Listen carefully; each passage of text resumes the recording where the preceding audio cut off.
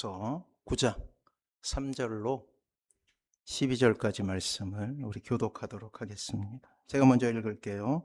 모든 사람의 결국은 일반이라. 이것은 해 아래서 행해지는 모든 일 중에 악한 것이니 곧 인생의 마음에는 악이 가득하여 그들의 평생에 미친 마음을 품고 있다가 후에는 죽은 자들에게로 돌아가는 것이라.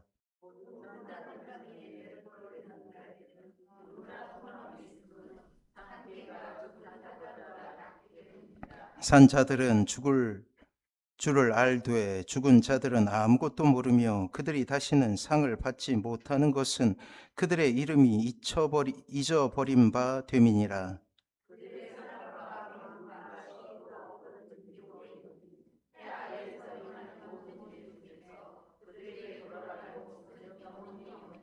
너는 가서 기쁨으로 내 음식물을 먹고 즐거운 마음으로 내 포도주를 마실지어다.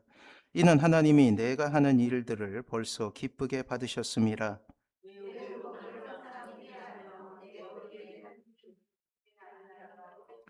내 헛된 평생의 모든 날, 곧 하나님이 해 아래서 내게 주신 모든 헛된 날에 내가 사랑하는 아내와 함께 즐겁게 살지어다. 그것이 내가 평생에 해 아래서 수고하고 얻은 내 몫이라.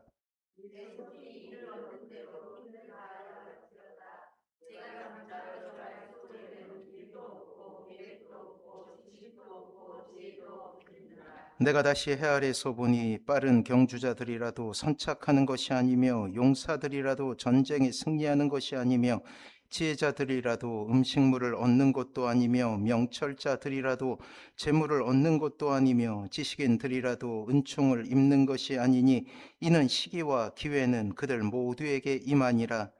분명히 사람은 자기의 시기도 알지 못하나니 물고기들이 재난의 그물에 걸리고 새들이 올무에 걸림같이 인생들도 재앙의 날이 그들에게 후련히 임하면 거기에 걸리느니라. 아멘. 옆에 분하고 인사합니다. 사랑하고 축복합니다.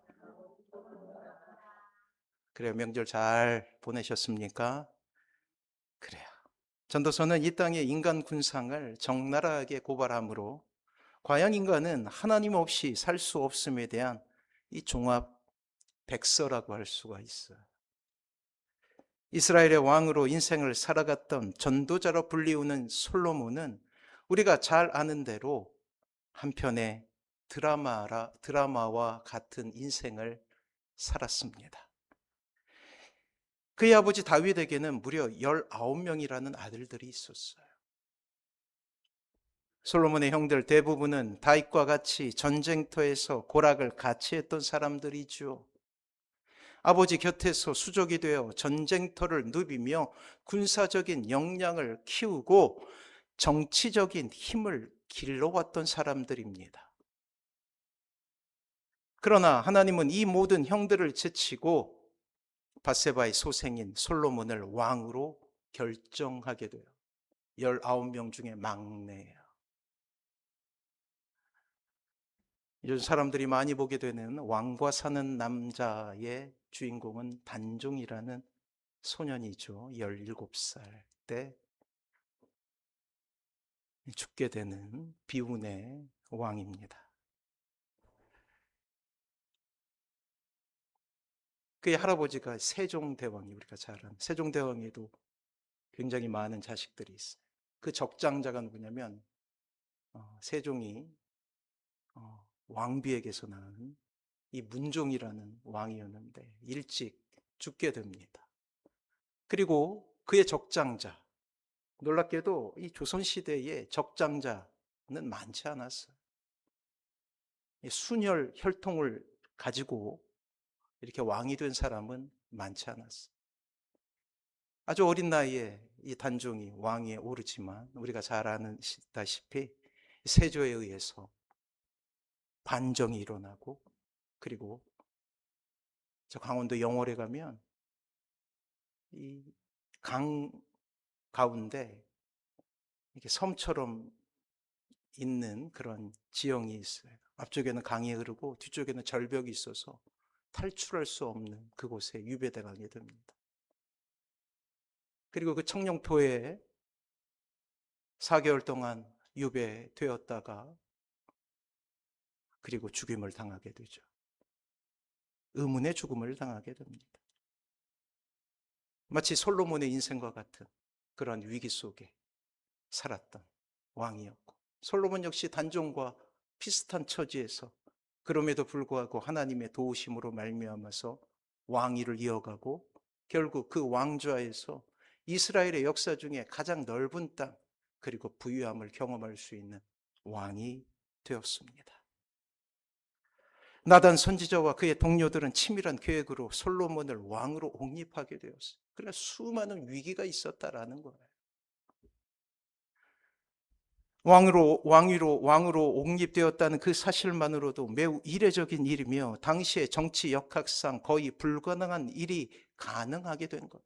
전적으로 하나님의 은혜요 사랑이 아니고는 그러한 왕좌에 앉을 수 없는 존재였다라는 거예요. 또는 왕이 되었다고 해도 그의 형들의 위세에 눌려서 때로는 그 왕좌를 잃어버릴 수 있는 마치 단종과도 같은 슬픈 인생을 살아갈 수도 있었던 것이죠. 그렇습니다. 밧세바의 소생이라는 타이틀을 시작으로 솔로몬은 너무나 극적인 인생을 살아갔던 인물이에요. 하나님의 도움으로 지혜를 얻은 후 곧 이어 이 솔로몬은 찬란한 이스라엘의 문화를 이 땅에 이루게 됩니다. 그 찬란한 다윗 왕 때도 지중해의 작은 변방에 불과했다면 드디어 솔로몬 때에 거의 유일무이한 영광을 이스라엘은 얻게 된 거예요. 정치적으로, 문화적으로, 외교적으로, 군사적으로 거의 정점에 이르게 됩니다. 하지만 솔로몬은 정치적인 이유로 실수를 저지르게 되는데 이방 민족과 결혼을 통해서 이 통혼을 통해서 이 세력을 불려가기 시작했어요. 이 결혼하자, 이 다른 나라에 있었던 공주와 결혼하자 그곳에 있는 종교를 적극적으로 받아들이는 거예요. 그래서 종교 혼합이라는 카드를 들게 되었고 다시금 이스라엘은 몰락의 길을 가게 되었습니다. 외형적으로 보면 굉장히 넓은 땅과 그리고 많은 재화를 얻을 수 있었지만 영적으로는 타락했다라는 거예요. 솔로몬 사후 이스라엘은 북이스라엘과 남유다로 분단되며 이스라엘 역사 가운데 유일한 황금 시기는 끝나게 되는 거예요. 이러한 시기를 지나며 솔로몬 왕이 누렸던 영화는 하늘을 찌르는 듯 했죠. 모든 물산이 그를 향했고 세상의 군왕들조차 이 솔로몬과 함께하기를 바라고 있었습니다. 그야말로 천상천하 유아 독존의 지존의 자리에 올랐던 사람이라는 거예요. 그리고 이제 그는 그의 말년에 그의 인생을 뒤돌아보며 전도서를 통해 다시금 자신의 삶 가운데 있었던 많은 실수와 그리고 많은 잘못들을 회개하고 뉘우치며 자식들에게 그러한 삶을 살지 않기를 바라며 책 한 권을 쓰게 되는데 그것이 바로 전도서인 것입니다. 사랑하는 성도 여러분, 의인에게나 악인에게나 피할 수 없는 것이 있어요. 그것은 바로 죽음입니다. 그리고 오늘 전도자는 이 죽음 앞에 선 모든 사람들을 향해 하나님의 주권, 즉 주인된 권리에 대해서 이야기하고 있는 거예요. 오는 것은 순서가 있지만 가는 것은 순서가 없죠. 왜요? 주권 때문이에요. 언제가 말씀드렸죠. 낙골 땅에 가면 그것을 느끼게 됩니다. 이번에 1년 만에 저희 아버지 어머니가 계신 그 낙골 땅에 추모원에 갔다 왔는데 여전히 많은 사람들이 오고 가는 중에 그곳에는 장수하여 기쁨으로 장례를 치르는 집안이 있는가 하면 또 비교적 어린 나이에 또 혹은 아주 어린 나이에 이 세상의 삶을 정리하고 떠나간 사람들도 그 안에 있었어요. 단 한 사람도 예외가 없습니다. 모두 죽음 앞에 선다는 사실, 신자나 비신자나 의인이나 악인이나 누구나 죽음 앞에 설 때가 있다라는 거예요. 아울러 그 시간과 시기는 하나님의 시간이에요. 주권이죠. 인간이 계획을 세울 수 있는 시간이 아닙니다. 전날에 주님께서 한 번은 어리석은 부자에 대해서 말씀하신 적이 있어요. 우리 또한 전도서를 강의하며 한번 언급한 적이 있습니다. 누가복음 12장에 한 사람이 민원을 넣게 돼요. 바로 그 형에게 유산을 나누게 해달라는 민원이었죠. 이러한 그의 요구에 주님께서는 비유로 말씀하여 탐심에 대해 경계하십니다. 부자는 그 밭의 소출이 풍성함을 보고 마음속에 다짐하게 돼요. 상상을 초월하는 그러한 결과물을 얻게 돼요. 농사를 지었는데. 곡식을 쌓아둘 수 없을 정도로 풍성해지자 곡간을 지어 모든 소출을 저장하려 했습니다. 창고를 여러 개 지은 거예요. 그리고 이렇게 심중으로 이야기하게 되죠. 자, 누가복음 12장 19절 말씀 주보에 있습니다. 같이 한번 읽어보죠. 시작. 또 내가 내 영혼에게 이르되 영혼아 여러 해 쓸 물건을 많이 쌓아두었으니 평안히 쉬고 먹고 마시고 즐거워하자 하리라 하되. 자, 그의 고백을 들어보십시오. 이 세상의 가치를 그대로 드러내고 있죠. 자, 우리는 이 문장에 주어에 집중할 필요가 있어요. 부자는 다짐하며 끊임없이 나라고 외치고 있어요. 그리고 그의 바람을 적나라하게 드러내고 있습니다. 하지만 비극은 바로 그의 삶을 송두리째 망가뜨리게 되고 있죠.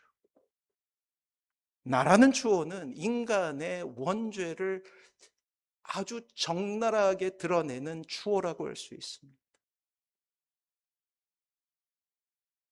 자, 20절, 21절 같이 한번 읽어볼까요? 하나님의 답입니다. 시작. 하나님은 이르시되 어리석은 자여 오늘 밤에 내 영혼을 도로 찾으리니 그러면 내 준비한 것이 누구의 것이 되겠느냐 하셨으니 자기를 위하여 재물을 쌓아두고 하나님께 대하여 부여하지 못한 자가 이와 같으니라. 아멘. 하나님께서 데려가신다는 것. 저 북한에도 오랫동안 권력을 잡고 있는 그러한 김씨 가문이 있죠. 지금 권력을 가지고 있는 이 김정은은 비교적 나이가 어려요. 근데 여러 가지 첩보에 의하면 이게 건강이 좋지 않다고 합니다. 그래서 하고 있는 일이 무엇이냐면 그의 딸 9살부터 권력의 중심에 들여놓고 계속해서 비추는 거예요. 그 김정은의 주변에는 수많은 권력자들이 있죠. 그리고 대를 잇기 위해서는 이 자신의 딸, 이제 어려요. 14살 정도 됐나요? 16살 정도 됐나? 우리 은선 아이. 이 아이를 데리고 다니는 거예요. 만약 김정은이 빨리 죽게 되면 이 북한의 상황이 어떠할지 아무도 예상할 수 없습니다. 특히 그의 고모, 이 김여정과의 관계는 참으로 무서운 관계가 될 거예요. 그래요. 사람이 아무리 계획을 세우고, 사람이 아무리 무슨 일을 이루려고 한다 할지라도 하나님의 주권인 이 죽음과 그리고 하나님의 그러한 계획 가운데서 스스로가 이룰 수 있는 일이 아무것도 없음을 우리는 머지않아서 발견하게 될 거예요. 사랑하는 성도 여러분, 다시 한번 말씀드립니다. 끝이 있음을 아는 것은 우리의 인생 가운데 너무나 중요한 일이에요. 끝을 아는 것과 모르는 것은 참으로 큰 삶의 질적인 차이를 가져오게 됩니다. 지혜로운 사람은 늘 끝이 있음을 생각하며 오늘을 살아가는 사람이죠. 우리의 신앙의 선배들이 이야기했던 경건의 비밀, 비결 가운데 우리가 잘 알고 제가 누누이 강조하는 말이 있죠. 이 라틴어, 코람 데오라는 말이 있어요. 이 데오는 하나님이라는 뜻이고 코람은 앞에 서라는 거예요. 하나님 앞에서라는 마음으로 살아가는 것이죠. 이 코람 데오, 하나님 앞에서라는 말을 확장시킨 것이 바로 인생에는 끝이 있다라는 거예요. 언젠가 하나님 앞에, 하나님의 심판대 앞에 선다라는 끝에 대한 의식과 인식을 가지는 것, 그것이 우리의 인생 가운데 굉장히 중요한 일이라는 거예요. 그것을 우리는 조금 어려운 말로 종말론적 신앙이라고 하죠. 참으로 건강한 신앙. 내일 주님께서 오실 수 있다라는 이 마음을 먹고 사는 사람은 결코 오늘 하루를 허무하게 보내지 않죠. 중요하지 않은 것에 힘을 쓰며 살아가지 않습니다. 진짜 중요한 일들을 하게 되는 거예요. 이것은 우리의 인생을 살아감에 있어서 그 질을 결정할 정도로 큰 영향력을 가지게 됩니다. 사랑하는 성도 여러분, 내일 당장 우리의 인생이 끝난다고 생각 한번 해보십시오. 이런 짧은 묵상에도 우리의 인생은 중요한 것과 중요하지 않는 것으로 너무나 잘 정돈될 것입니다. 우선순위가 매겨지게 된다라는 것이죠. 그리고 1분 1초도 낭비하지 않고 오늘 하루를 살아갈 수 있게 될 거예요. 사랑하는 성도 여러분, 하나님의 영광은 우리의 인생에 가장 중요하고 가치 있는 일이죠. 또한 아직도 주님을 알지 못하는 가족이 있다는 것은 우리에게 있어서 가장 가슴 아픈 일이 될 것입니다. 그리고 오늘 하루 우리가 딛게 되는 발걸음은 놀라운 사랑의 행진이 될 거예요. 내일 주님이 오시니 얼마나 신나게 오늘 하루를 맞이할 수 있습니까? 아무리 절망이 찾아오고 고난이 찾아온다 해도 그것은 우리에게 큰 장애물이 될 수 없습니다. 온전히 하루는 감사로 채워지게 될 것이며, 하나님은 우리의 인생에 있어서 최고의 가치가 되어 하나님의 영광을 위한 삶은 가장 큰 기쁨으로 우리의 인생에 가장 큰 선물을 주게 될 거예요. 사랑하는 성도 여러분, 끝이 있습니다. 성경이 누누이 강조하는 것은 끝이 있다라는 거예요. 언젠가 하나님 앞에 설 때가 반드시 있습니다. 이 땅의 신자는 이 사실을 아는 사람들이죠. 그리고 그것을 의식하는 인생 아닙니까? 사랑하는 성도 여러분, 오늘 여러분들의 삶 가운데 기적을 꿈꾸고 계십니까? 그렇다면 끝을 묵상하며 살아가십시오. 끝을 묵상하게 되면 우리의 삶 가운데 기적들이 일어나게 될 거예요. 진짜 중요한 일들을 분별해내게 될 것이고, 그것을 위해 우리의 시간을 드리게 될 것입니다. 그리고 그것이 켜켜이 쌓여서 우리의 인생은 진짜 가치 있는 일들로 가득하게 된다라는 거예요. 자, 그렇다면 이 땅의 악인들을 향한 하나님의 음성을 한번 들어볼까요? 우리 3절 말씀이에요. 같이 한번 읽어봅니다. 시작. 모든 사람의 결국은 일반이라. 이것은 해 아래서 행해지는 모든 일 중에 악한 것이니 곧 인생의 마음에는 악이 가득하여 그들의 평생에 미친 마음을 품고 있다가 후에는 죽은 자들에게로 돌아가는 것이라. 그래요. 하나님을 믿는 사람이나 믿지 않는 사람이나 동일하게 일반이라는 거예요. 죽음을 경험하게 된다라는 거예요. 사랑하는 성도 여러분, 하나님을 알지 못하는 인생의 절망은 죽음이 그들에게 재앙으로 찾아온다라는 것입니다. 더 이상 기회가 없다는 것을 의미해요. 왜 지옥이 처절한 곳이냐? 그것은 더 이상 기회가 없기 때문이에요. 오늘 전도자는 모든 사람의 결국은 일반이다 말하며 이 세상에 하나님을 알지 못한 인생의 안타까움을 이야기하고 있죠. 그렇습니다. 원죄의 그늘 아래 인간은 필연 하나님의 자리를 차지하고 앉은 배도의 모습을 가지고 이 땅에 태어나게 되는 거예요. 아무리 교양을 가지고 도덕적인 성품을 가지고 착한 일을 많이 한다 할지라도 이 죄악을 가릴 수는 없어요. 그것은 하나님을 원수라 여기며 살아가는 것이요, 자칭 자신이 하나님이라 공언하는 불충의 모습을 가지고 살아가는 것입니다. 사랑하는 성도 여러분, 그렇게 이 땅에 태어나면서 우리는 이름표 하나를 가지게 돼요. 교도소에 가게 되면 이 이름표로 등급이 나뉘게 됩니다. 그 중에 가장 이 참혹한 범죄를 지은 사람들은 이 사형수가 되는데, 그들의 명찰, 이름표가 색깔이 달라요. 빨간색을 가지고 있어요. 사랑하는 성도 여러분, 이 땅에 태어나는 모든 사람들은 태어나면서부터 빨간색 이름표를 가지고 태어난 거예요. 여기서부터 시작해야 합니다. 이렇게 하나님을 알지 못하는 인생의 끝은 공포이죠. 그리고 그것은 그의 말 헛되다라는 것으로 귀결되지 않습니까? 다 누려봤지만 헛되다라는 솔로몬의 음성을 우리는 수없이 듣게 되었잖아요. 인생이 경험할 수 있는 모든 영화를 다 경험했던 솔로몬이 결국 해 아래에 있는 모든 것이 헛되다라는 결론에 도달하고 있음을 우리는 발견하게 되었습니다. 다시금 오늘 본문을 통하여 더욱 짙은 인생의 허무함에 대해서 이 솔로몬은 우리에게 이야기하고 있어요. 자, 11절, 12절 같이 한번 읽어봅니다. 시작.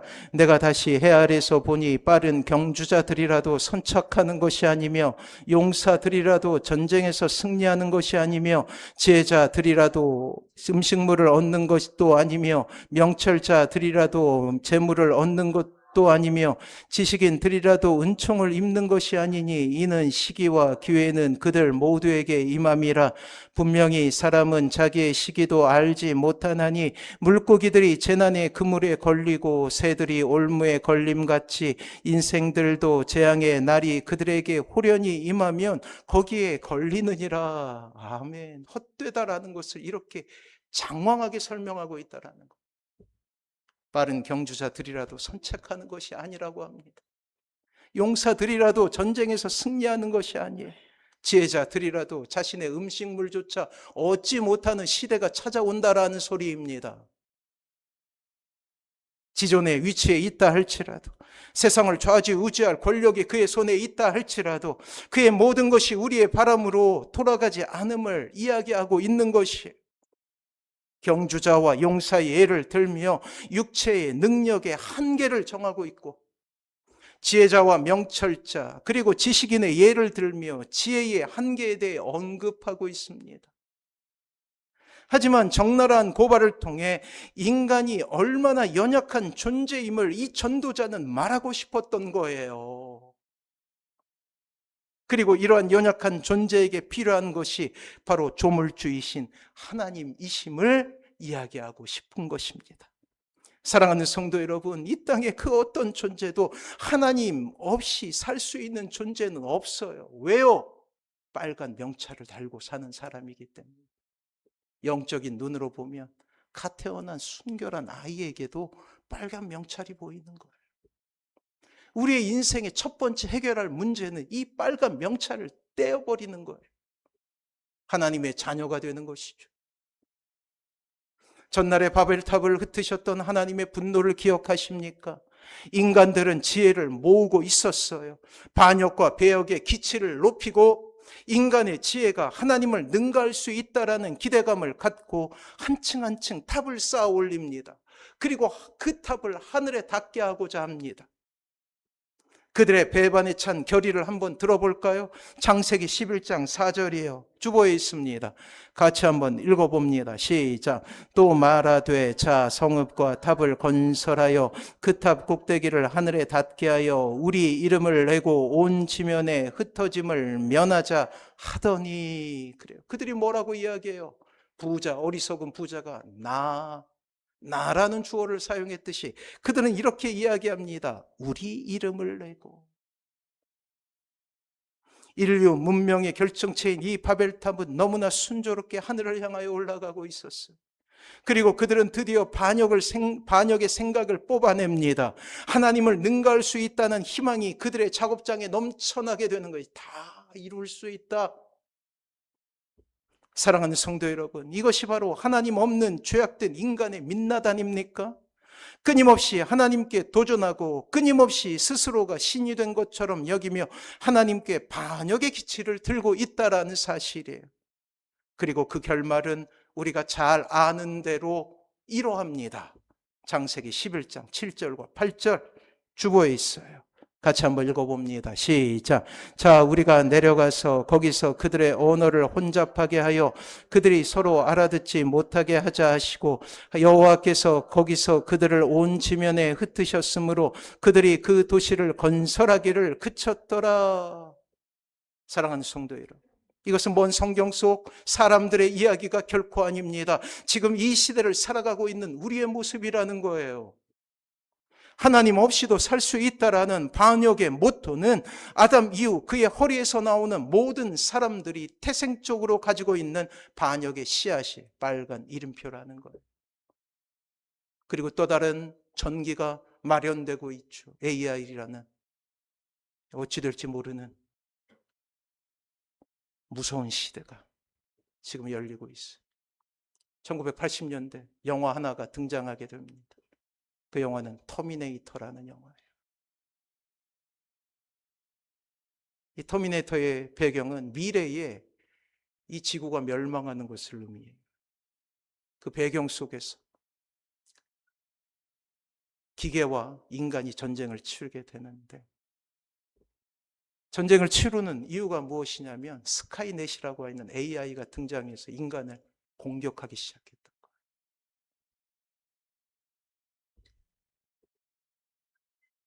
이제 조금 있으면 이 AI가 감정이 생길 수도 있습니다. 어떻게 될지 몰라요. 그 스카이넷이 이제 전쟁을 치러내서 인간들과 전쟁을 치러내고 이제 반역군, 반란군이 이제 공격을 하게 되는 상황 속에 이 반란군의 씨앗을 제거하기 위해서 미래에서 로봇 하나를 보내게 되는데, 그 로봇이 이제 그렇게 되는 거예요. 중요한 것은 1980년대 이루어졌던 그 AI의 그 무서운 공포가 지금 이 땅에서 현실이 되고 있어요. 내일을 장담할 수 없습니다. 이 시대를 보십시오. 청교도의 나라라고 하는 미국이 저토록 망가지고 있어요. 사랑하는 성도 여러분,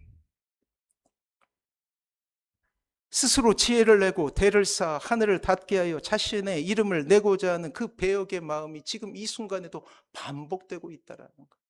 그때는 바벨탑이었다면 지금은 의료기술로 혹은 AI로, 로봇으로 바뀌고 있어요. 더 이상 인간의 노동력이 할 수 있는 일이 없을 때가 찾아오게 될 것입니다. 우리의 자녀들이 사는 세상은 장담 올 수 없는 세상.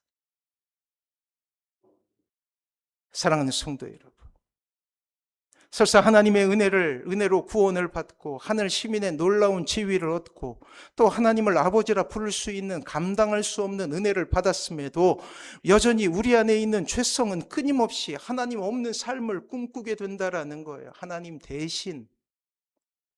이것이 바로 이 땅에 살고 있는 신자의 비극이기도 하죠.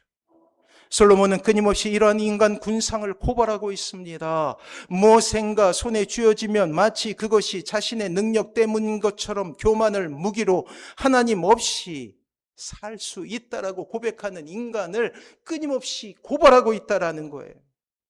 힘들고 어려운 일이 있게 되면 하나님께 울고 불고 하지만 그 모든 환난의 때가 지나가게 되면 다시금 자신이 마치 무엇인가 된 것처럼 거들먹거리며 하나님을 모욕하는 것이 이 땅의 사람들이라고 그렇게 고발하고 있는 거예요. 오늘 전도자는 인간의 한계를 분명히 함으로 그 모든 반역의 시도를 그치도록 권면하죠. 아니, 인생을 향하여 모든 영광을 누려보았던 사람으로 그 모든 것이 허무한 것임을 이야기하고 있습니다. 아마도 전도자는 가장 먼저 자신의 자녀들이 이 모든 것을 알기를 원했을 거예요. 하지만 우리가 잘 알다시피 이미 말씀드렸듯이 솔로몬 사후에 이스라엘은 분단됩니다. 그리고 비극은 반복돼요. 사랑하는 성도 여러분, 이러한 인간의 한계를 알고 하나님을 향하여 머리를 주아리며 무릎을 꿇는 피조물로 돌아가는 것은 피조물인 인간이 가질 수 있는 가장 놀라운 지혜인 거예요. 그리고 가장 놀라운 축복입니다. 인생이 비로소 하나님께서 원하시는 인생으로 변화되는 그 처음 시작에는 반드시 조물주이신 하나님 안에서 자신이 얼마나 무능하고 자신이 얼마나 연약한 존재임을 깨닫는 것으로 시작된다라는 사실 때문에 신자에게 실패는 결코 저주가 아닙니다. 오히려 새로운 삶, 하나님을 알게 되고 이 땅에서 진정한 행복을 알게 되는 놀라운 계기가 될 수 있다는 거예요. 사랑하는 성도 여러분, 하나님을 인정하십시오. 하나님 없이 살 수 없는 자신의 연약함을 하나님 앞에 고백하십시오. 그리고 하나님의 도우심을 구하는 것이 인생의 가장 귀한 덕목임을 인정하고 주님 앞에 엎드리시는 귀한 은혜가 있기를 바랍니다. 사랑하는 성도 여러분, 매주 우리가 주님 앞에 나와서 예배하는 이유가 무엇입니까? 바로 그것 때문이 우리의 연약함을 고백하는 시간이라는 거예요. 우리의 소원을 하나님 앞에 알리는 것은 두 번째 일이라는 거예요. 그렇게 우리가 낮아질 때 비로소 하나님은 우리의 발을 사슴과 같이 높이실 거예요. 우리의 근심은 사라지고 놀라운 평강이 여러분들의 삶 가운데 임하게 될 것입니다. 이것을 아는 것이 바로 지혜인 거예요. 사랑하는 성도 여러분, 우리의 인생 가운데 가장 큰 복은 하나님을 알게 되었다라는 거예요. 이것은 그 어떤 것과 바꿀 수 없는 놀라운 선물입니다. 이것을 알고 이것을 기뻐하는 것이 바로 하나님의 사람의 몫이 되는 것. 그리고 그것을 우리는 예배라고 부르는 것입니다. 이제 설교를 마무리하겠습니다. 누군가 혹은 지나가는 생물체가 조금이라도 몸체를 건드리면 그날부터 시름시름하라 결국 죽고 만다는 식물이 있대요. 결복증이 강해 누구도 접근하기를 원치 않는 것으로 알았던 그러한 식물입니다. 이 식물을 연구한 박사가 있는데 이 식물에 대해 몇십 년을 연구하고 또 그만큼 시들어 죽게 만들었던 이 연구 과정을 반복했어요. 연구 끝에 박사는 이 식물이 어제 건드렸던 그 사람이 내일도 모레도 계속해서 건드려주면 죽지 않는 것을 알게 되었어요. 한없이 결벽증에 걸린 식물이라고 생각했던 이 식물은 오히려 한없이 고독한 식물이었던 거예요. 그 식물의 이름은 유추 프라카치아입니다. 아프리카 깊은 밀림에서 공기 중에 있는 소량의 물과 햇빛만으로 사는 음지식물과의 하나이죠. 이 식물은 사람의 영혼을 갖고 있다라고 그 원주민들이 이야기해요. 누군가 건드리면 금방 시들해져 죽어버리는, 상처를 입고 사는 마치 우리의 모습과 같다라는 거예요. 그러나 한번 만진 사람이 계속해서 애정을 가지고 만져주면 계속해서 살아갈 수 있는 식물이기도 합니다. 유추프라카치아라는 이 식물은 참으로 우리의 영혼과 닮아 있죠. 쉽게 상처받는 영혼이라 할지라도 하나님의 만져주심을 경험하게 될 때, 하나님의 사랑 안에 거할 때 비로소 살 수 있는 존재라는 것입니다. 이 땅에 하나님 없이 살 수 있는 존재는 없어요. 선물처럼 우리의 인생 가운데 하나님께서 찾아오셨고 이제 우리는 하나님이 아니면 살 수 없는 존재가 되어버린 거예요. 하나님은 우리를 늘 그리 대우하실 것입니다. 그렇다면 우리 역시 하나님 안에서 우리의 인생의 의미를 찾아야 하지 않을까요? 아직도 하나님을 알지 못하는 가족이 있다면 가서 사정하십시오. 하나님을 알자고, 진정한 행복의 길을 가자고 라고 말이에요. 사랑하는 성도 여러분, 하나님 안에 진정한 행복이 있습니다. 사랑하는 성도 여러분, 그 안에 진정한 자유가 있습니다. 이 땅의 사람들이 그토록 사나워지는 이유는 하나님의 사랑이 없기 때문이에요. 분명 우리에게 하나님은 여러분들의 가족들이, 아직도 주님을 알지 못하는 자녀들이 하나님을 알게 되는 놀라운 은혜를 주실 것입니다. 죄악에서 떠나 하나님의 사람이 되는 것은 우리의 꿈이자 하나님의 꿈이기 때문이에요. 사랑하는 성도 여러분, 하나님의 마음은 이 땅의 모든 사람이 하나님을 알게 되어 가슴에서 빨간 이름표를 떼어내는 거예요. 이 아름다운 사명 가운데 하나님의 꿈이 여러분들의 삶 가운데 일어나길 원합니다. 우리가 그러했듯이 우리가 사랑하는 그들 역시 주님의 사랑 외에는 소망이 없는 존재임을 우리는 알고 있잖아요. 오늘도 주님의 종됨을 자처하고 주님의 은혜 가운데 거함을 기뻐하며 그 사랑 전에 모두가 하나님의 은혜 가운데 서길 소망하는 그런 하나님의 사람 되시길 주님의 이름으로 축원합니다. 이 마음 가지고 우리 같이 고백하도록 할게요. 주가 보이신 생명의 길.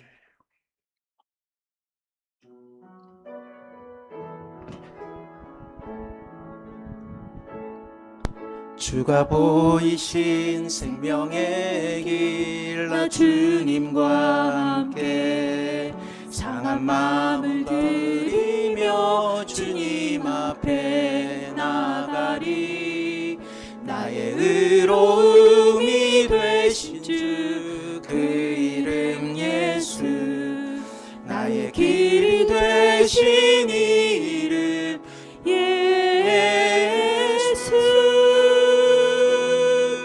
나의 길 오직 그가 하시나니, 나를 단련하신 후에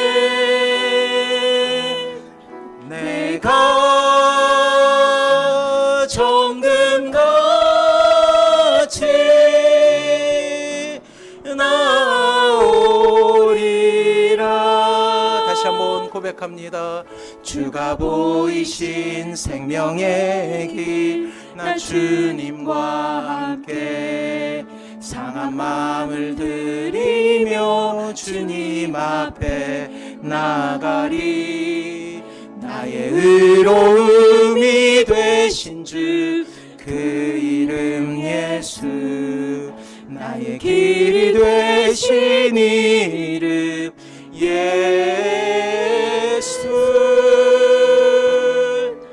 나의 길 오직 그가 하시나니, 나를 단련하신 후에 내가 정금같이 나오리. 나의 길 오직 그가 하시나니, 나를 단련하신 후에 내가 정금같이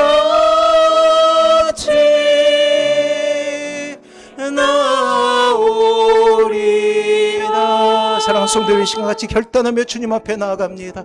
그래요, 하나님을 알게 된 것 우리의 인생 가운데 최고의 선물입니다.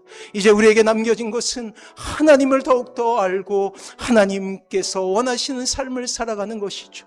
아직도 주님을 알지 못하는 가족들이 있다면 그들을 위해서 기도하십시오. 하나님, 아직도 주님을 알지 못하는 그 영혼이 주님 앞에 돌아오게 하여 주시옵소서. 이 소망 가지고 우리 주여 한번 부르고 같이 기도하도록 하겠습니다.